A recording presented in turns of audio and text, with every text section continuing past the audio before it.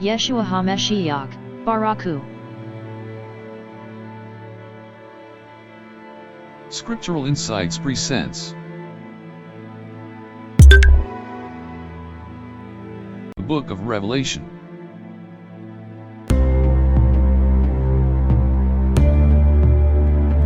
The Revelation of Yeshua HaMashiach, as recorded by Saint John the Prophet.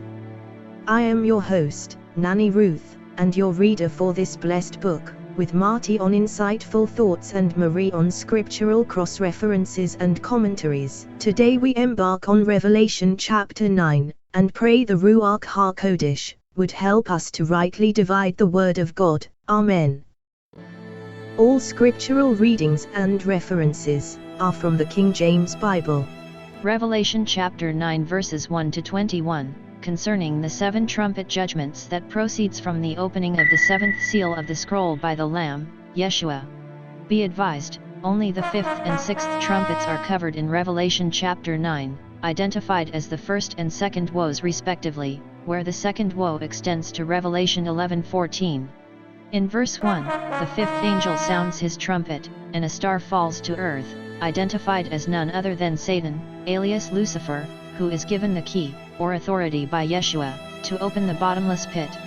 In verse 2, Satan releases hordes of demons, symbolized here by hordes of locusts so abundant, they blot out the sun like great smoke from a furnace. Truly, Great Tribulation, of 3.5 years, will be a time of unprecedented demonic activity never witnessed by humanity before, or ever will again.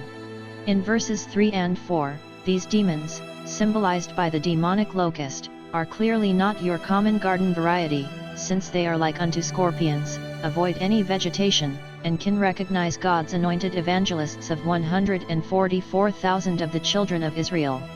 They are also instructed to torment everyone else, not anointed or not with the seal of God in their foreheads.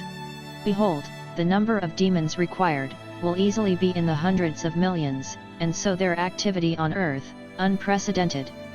In verses 5 and 6, these demons will possess the bodies of their victims, and inflict such pain, comparable only to a scorpion's venomous sting, and the demons will keep their victims alive for months, foiling or preventing them from committing suicide, or even fainting as a defense mechanism. If demons can possess inanimate objects to humans, possess a great herd of 2,000 swine, in Mark 5 verses 9 to 13, when Yeshua gave permission for the same number of demons, called legion possessing a man, to enter into these swine. Can demons not as easily possess hordes of locusts? Yes, or no? Behold, these demonic locusts like unto scorpion, symbolized here in Revelation 9, could very well be literally a new species of super locust, once the demons enter into them, and control or transform them. Get the point? In verses 7 through 11, a graphic description is offered for these demonic locusts. Nanny Ruth's reading session that follows will be supplemented with graphic illustrations. Here we just offer a simple explanation for their symbolism. They were like horses prepared for battle, referring to extra thick exoskeletons, like body armor. On their heads, like crowns of gold, forged from exoskeletons, symbolic of kingship or sovereign authority over life and death. They had faces like unto men, or humanoid, to which end, both an ape or even a lion would qualify and implies intelligence. They also had hair like women, possibly for attraction, and teeth like unto lions, predatorial, for laceration of skin and flesh. Even fleas have jagged mandibles like razor, to lacerate animal tissues to expose blood for consumption. Implications: these demons are irresistible, alluring but unto death for its victims. They had breastplates of iron, referring to extra thick exoskeletons, just beneath their heads, and likewise, heavy-duty wings like the sound of many chariots. And of course, they had tails like scorpions to deliver their venom, to torment their victims for 5 months. They even had a king presiding over them, the angel of the bottomless pit, called Abaddon, in Hebrew, or Apollyon, in the Greek tongue. In verse 12, John was advised, the first woe was past, but 2 more remain. In verses 13 and 14, the 6th angel sounds his trumpet, and was instructed to release the 4 dreaded demons bound in the great river Euphrates. In verse 15, we are told, the 4 demons were prepared for the hour, much like Yeshua's reference and promise to keep the Church of Philadelphia from the hour of temptation in Revelation 3:10. Clearly a reference to Great Tribulation, which is to come and try the whole world. Hence, the 4 demons will be loosed during Great Tribulation, to slay the third part of humanity. In verse 16, the number of this army, incited by the demon sent into the Far East, will be 200 million. In verses 17 to 19, a description of these horsemen is given, as horses with heads of lions and tails like serpents, and the manner in which they will slay a third of humanity, by their fire, smoke, and brimstone or sulfur. Finally, in verses 20 and 21, we are told, the men that survived this slaughter, still repented not, of their offenses before God.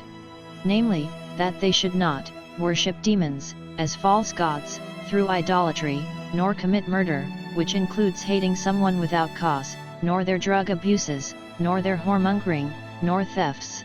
Revelation 9 verse 1, And the 5th angel sounded, and I saw a star fallen from heaven unto the earth, and to him was given the key of the pit of the abyss, or bottomless pit. Revelation 9 verse 2, And he opened the pit of the abyss, and there arose a smoke out of the pit, as the smoke of a great furnace, and the sun and the air were darkened by reason of the smoke of the pit.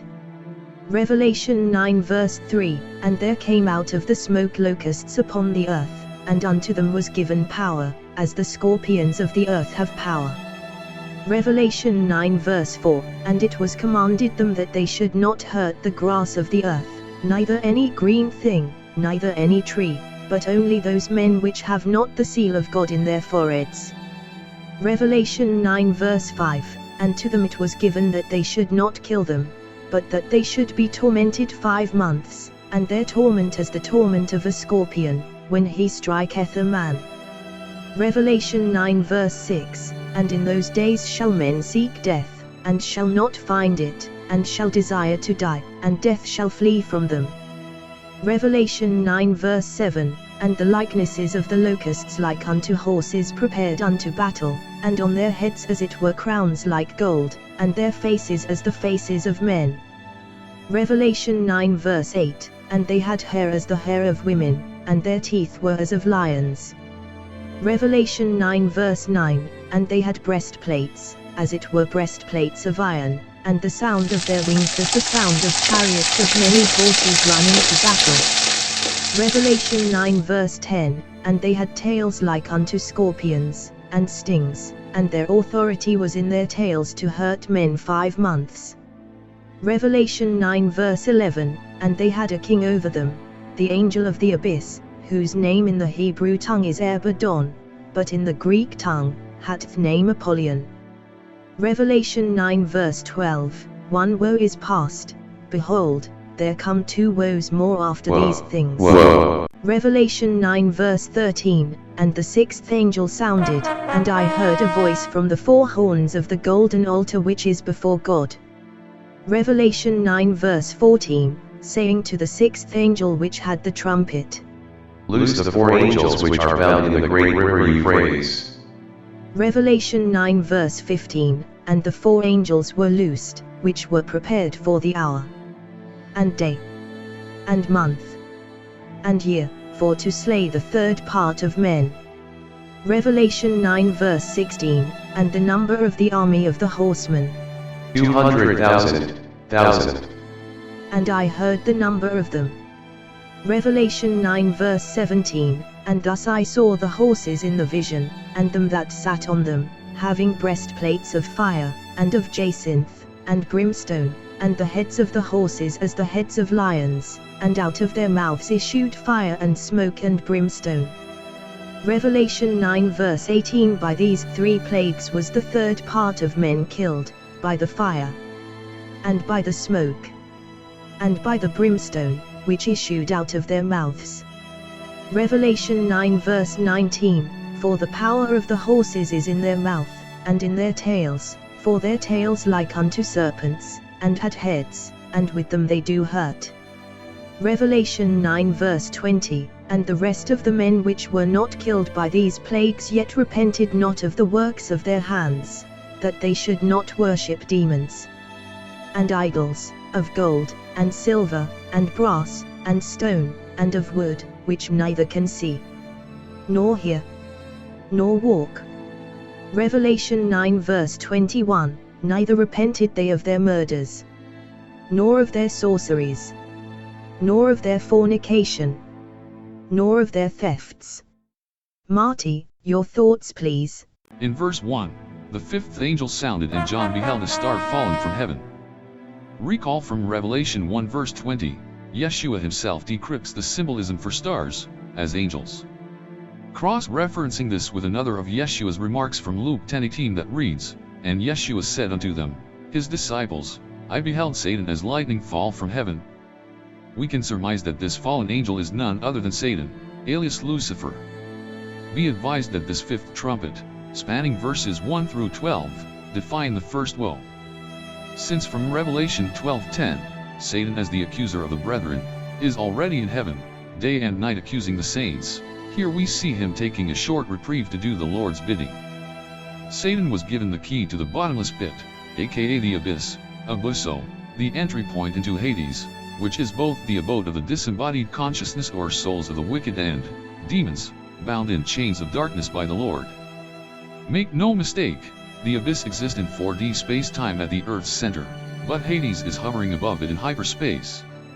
Only when the portal, depicted here as the key to the bottomless pit, is opened, can demons enter into our 4D space-time, from the abyss and ascend to the Earth's surface and wreak havoc on Earth. Recall from Isaiah 14:17 that reads concerning Satan, that made the world as a wilderness, and destroyed the cities thereof, and opened not the house of his prisoners.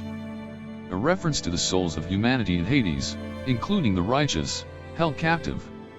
Up to that point, Satan had the keys to death and Hades. Until Yeshua's post-resurrection, where he defeated Satan, and now, yes, now Yeshua has the keys to death and Hades.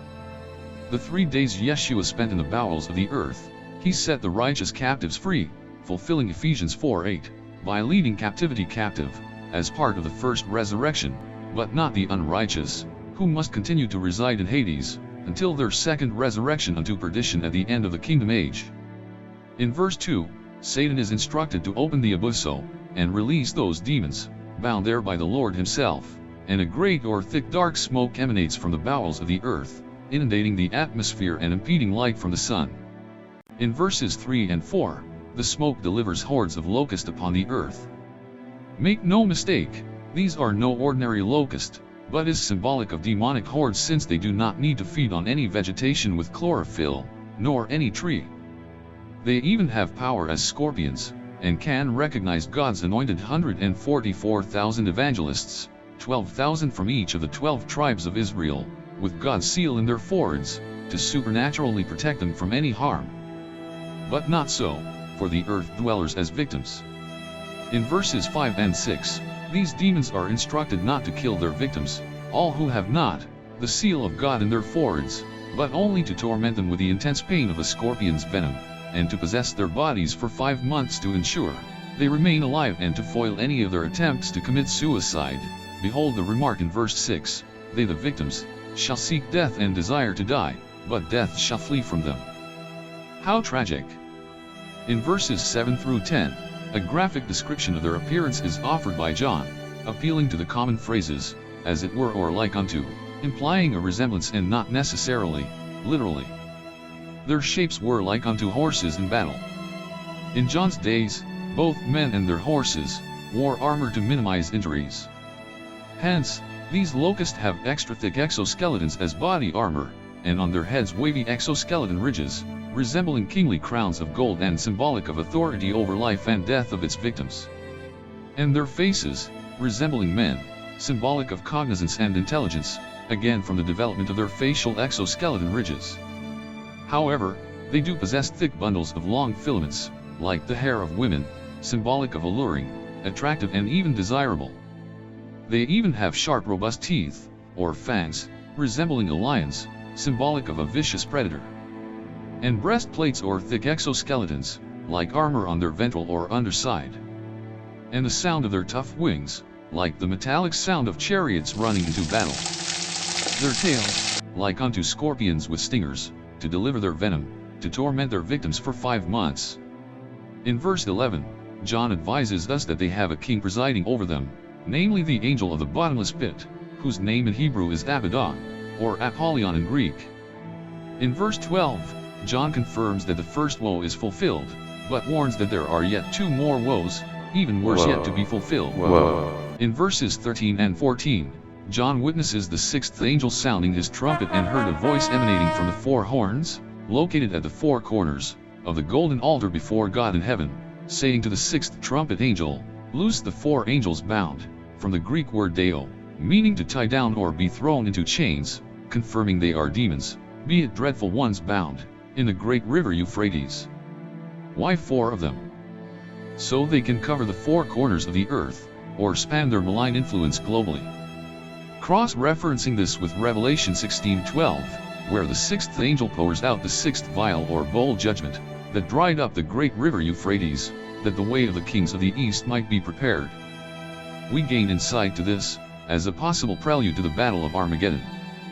In a nutshell, the military might of the beast, or Antichrist the Gentile, will attempt to engage the combined military forces of the Orientals, in rebellion against him, in the plains of Megiddo, when Yeshua and his heavenly armies, comprised of holy angels and saints reinstated as angels, according to Matthew 25:31 and Luke 20:36, suddenly materializes out of hyperspace. The beast and the Oriental forces abruptly decide to put aside their differences, and combine their efforts to annihilate this common enemy from outer space, from Revelation 16:16 and 19:19. But before they can even fire off a single round, Yeshua opened his mouth and says the words, like the sharp two-edged sword out of his mouth, and all Yeshua's enemies are slaughtered. They simply explode, and spill out all their blood, spanning the plains of 1,600 furlongs, up to a horse's bridle, or about 6 feet off the ground, according to Revelation 14:20, and all the fowls of the air are summoned by the Lord to clean up the mess, from Revelation 19:21. Indeed, from Hebrews 10:31, it is a fearful thing to fall into the hands of the living God, or Yeshua's hands as the wrath of the Lamb. And who shall be able to stand? In verse 15, John reports that same voice, declaring that the 4 angels were prepared for the hour, and day and month and year, for to slay the 3rd part of humanity. Note the meticulous usage of the definite article for only, yes, only the period of the hour in the original Greek, while the other periods of day, month and year were implied with indefinite articles. Why? So, we would focus on the hour as the pivotal or trigger mechanism that launches the main event, or the 70th week of Daniel, the time of Jacob's troubles, that culminates in Great Tribulation. The Bible is replete with the word hour, and the phrase hour of temptation in Revelation 3:10, when Yeshua promises the blessed church of Philadelphia, whom he loves, will be kept from great tribulation, because they kept the word of his patience, a reference to Yeshua's promise to return at his second advent. But would try the whole world, especially apostate Christendom who didn't overcome the world, in disbelief that he would return. Conventional wisdom would mandate we add the day, month, and year to the hour for the duration of the event, of slaughtering 1/3 of humanity, but that wouldn't even cover the first half, or second half of 3.5 years of Great Tribulation with ongoing horrific calamities and deaths, not to mention unprecedented demonic activities allowed by God himself. Nor does it justify the significance of the hour, over even a day, let alone a year. So, how many humans can one demon kill, if one holy angel can slay 185,000 Assyrians in a single action, from 2 Kings 19 verse 35? The obvious answer is the same, yes, there is no difference in their abilities, except the demons exercise theirs in disobedience and rebellion against God, while the holy angels in obedience and per instruction directly from God. But recall from verse 1 that it's Yeshua who gives Satan the key to the abuso, to release these demons, as numerous as hordes of locusts numbering easily in the millions that darken the skies, for to slay the 3rd part of men, after they have tormented them for 5 months. Assuming that 185,000 is the limit per demon, which it isn't, how many demons to slaughter our current population of 8 billion? Just under 43,000. But they will number at least, in the hundreds of thousand, yes, like the worst locust swarms imaginable, during Great Tribulation spanning 3.5 years. Since from Revelation 16 verses 13 and 14, these demons symbolized by 3 frogs out of the mouths of the dragon, the beast, and false prophet, or by the decree of the unholy Trinity, must spread over the globe to inspire kings and their armies to gather for the Battle of Armageddon, scheduled to occur only by the end of Great Tribulation. Hence, here are the facts. These demons must be around for the duration of 3.5 years. They will number in the hundreds of thousands, at least. After tormenting humanity for 5 months, they will be free to slay 1/3 of humanity. Even if the Earth's population by that time is 185 billion, not to mention it could be a lot less, from cataclysmic natural disasters, it would take at most, yes at most, 1 million demons to slay the entire Earth's population in a single action, lasting only minutes. Still think it would take that same number of demons, a year, and a month, and a day etc. just to slay only 1/3 of humanity, when they can slay them all, in just minutes? Yes or no? Behold, the correct interpretation lies not in the sum of a year, and a month, and a day etc. but rather in the countdown from a year, to a month, to a day, and then finally to the pivotal hour, that launches the day of vengeance of our God from Isaiah 61 verse 2, and corroborated by Mark 13:32, that reads, "But of that day and that hour knoweth no man, no, not the angels which are in heaven, neither the Son, but the Father." It's the hour of temptation, or hard testing, which will come upon all the world from Revelation 3 verse 10, or the hour of his judgment is come, from Revelation 14:7. It's a reference to the first domino or trigger event that launches Great Tribulation, spanning 3.5 years. Get the point? In verse 16, John reports hearing the number of this demonically inspired, if not possessed army, 200,000. The latter would suggest a number of demons in the locust horde out of the abuso, and if we assign 1 demon per combatant in the possessed army, still think they would need over a year, just to slay 1/3 of humanity? In verse 17, John describes the typical appearance of these 200 million strong, possessed army. Be advised, John is also describing colorfully the extent of their demonic possession. These men have fiery breastplates, or armor, of jacinth, the color of hyacinth from the Greek word, huakinthinos, meaning a deep red-purple color, or the color of coagulated blood or clots, and brimstone, or fiery sulfur. Any metallic, or reflective, armor worn by a combatant, in the midst of a burning battlefield, covered in their victim's blood, would glitter wildly, justifying verse 17. They have transportation, described by the typical symbolism of a horse, but with heads of lions, as wild carnivores or predatorial, unlike typical horses, as domesticated herbivores in contrast. Hence, their means of transportation may be dubbed assault vehicles. In verses 18 and 19, John describes the agencies by which these combatants kill their victims, by fire, or burning, smoke, or asphyxiation, and brimstone, or sulfur, a burning agent, which when combined with carbon as a catalyst, and some oxidizing agent like potassium nitrate, or worse like perchlorates, can explode on impact.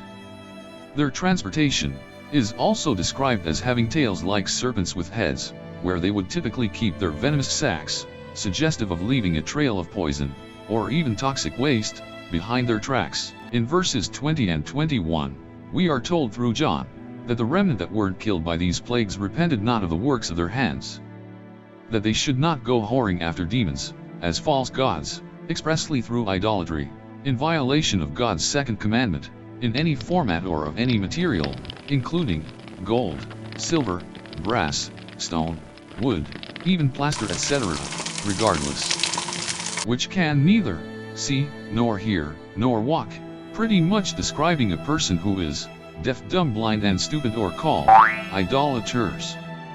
Get the picture?